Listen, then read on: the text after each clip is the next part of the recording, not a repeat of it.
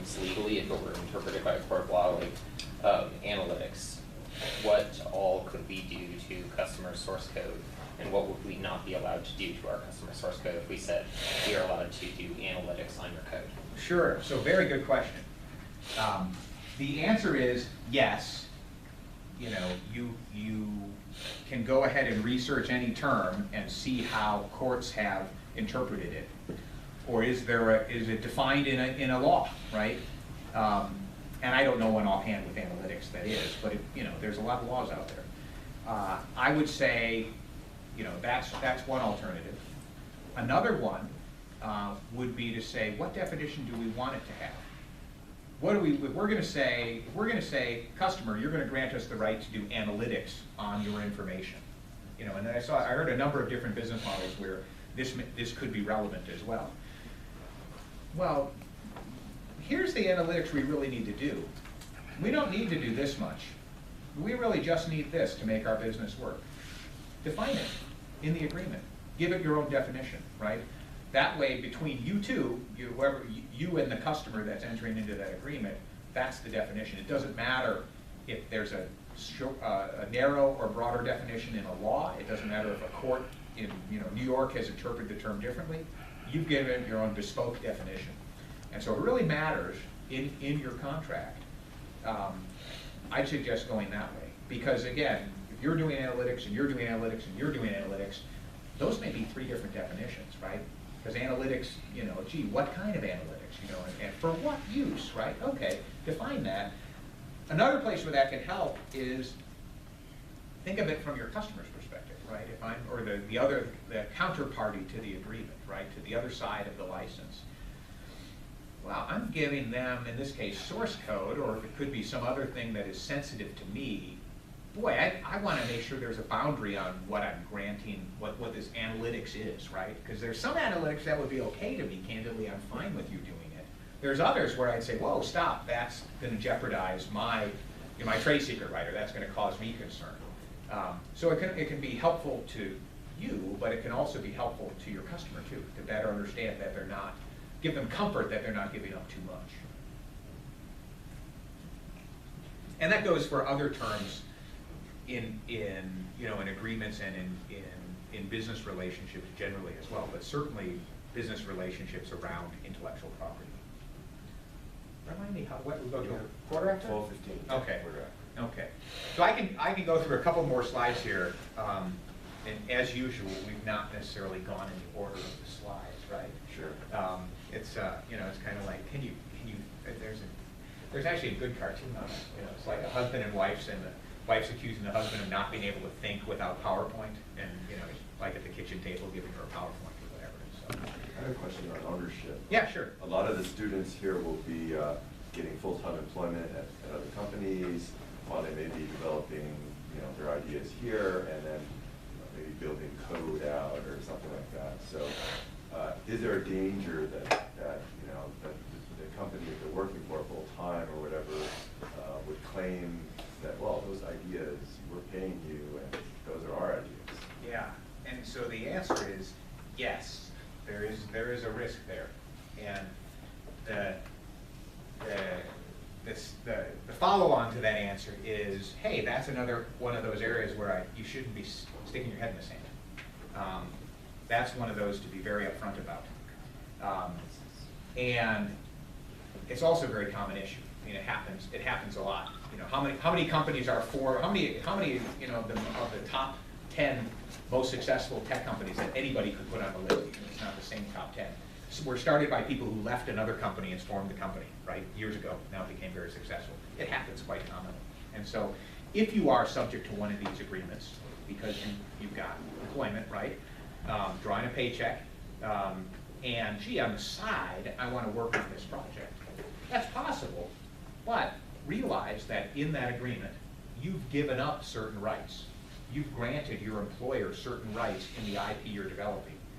In this country, it's typically not possible for a company to have an employee grant every single solitary IP right or thought that comes into their head ever to the company. That's usually beyond the boundaries of what the law would permit. But within the context of what the company's doing, what the employee is doing, what the company might do in the future, that's usually where you have to watch out. Unfortunately, a lot of times the ideas you have for a startup are exactly in that same area. So you go, well, yeah, our company, my employer would never do that, but yes, it'd be a good idea if they wanted to. Well, that ought to set up some lights, right? That ought to raise some red flags. That maybe I ought to look at that agreement and see if what I'm doing as a founder at a startup, even if it's not a company yet, but it's just a project, or it might become a startup someday, to see if it's outside the scope of the language in that agreement. Oftentimes it is, and oftentimes you can say, hey, I'm outside of that scope. Sometimes it's definitely not. A lot of times it's kind of in a gray area, right? Is what we're developing really, does the language in the agreement that I've committed to my employer make it theirs, or is it outside of it? Well, you could maybe argue it either way, right? That's where sometimes it's worth talking to an attorney to get it confirmed, right, or to figure out a way forward. The good news again there is there are a lot of times a way to mutually work through getting an employer comfortable with a side project. You know, some companies, for a lot of reasons, you know, actually want to promote side projects. You know, Google is the top one there that for years would say, and it's been a varying percentage over the years, well, it's literally tell engineers, take a certain percentage of your time and work on other projects, right? Local companies do that, you know, that have been successful. Sendrid has done that for years, for example, is now a successful public company, right? So it doesn't take, you know, some mythical Silicon Valley company. It can be others who do that too, but important to look at. Question? I recently looked into the 20% time for Google, and they own the stuff that you make during your 20% time. It's just leeway to make more interesting. That's a good point. In the interest of full disclosure, Google is not saying go use 20% of your time or whatever the percent has been over time and say, you know, you own it and can walk away with it, right? Nor are other companies, but a lot of times they are saying what's done in that 20% has led to a number of startups where Google has said, yeah, go with this, right? We're not going to take this. You came up with this in your 20% time. You know, it's not to say you automatically have a right to it, but it's to say, oh yeah, this is cool. You know, yeah, we're not going to take advantage of this. Here, we're essentially going to agree you can go do this, right? And that's resulted in successful companies, and it's done that at other companies too, right? But be aware. There's, again, whenever you as an individual are signing an intellectual property agreement, typically for an employer, but it can be if you're out there working as an independent contractor for a while, or maybe not even for a while, but people make a career of that, and you're entering into agreements with each of your independent contractor customers, those will have IP clauses as well, right? Now, if you have designs on later starting a startup and you're working as independent contractor, again, make sure that the language in your contract preserves for you enough room for you to go and do that, you know, do that startup, to preserve that ownership, you know, to have the IP in one big ball, you know, that's yours, right? Same thing with working for the university too, right? Because the university has an IP policy, and so again, if you go and, you know, don't go into the commercial sector, but you're continuing your academic career. You know, I would say most all, but it's probably all universities with graduate programs have IP policies that, again, patentable IP can potentially be subject to that policy too. Is it helpful for them to disclose in advance that I have this side project in the employment agreement?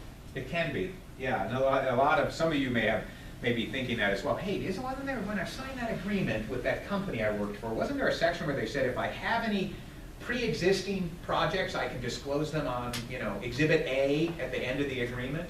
Yes, oftentimes agreements will accommodate that. They'll actually have a disclosure section. And high percentage of the time, there's nothing in those.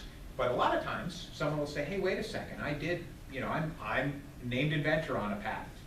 Just because I'm coming to work for you doesn't mean I'm dedicating that or licensing that patent to you as my employer.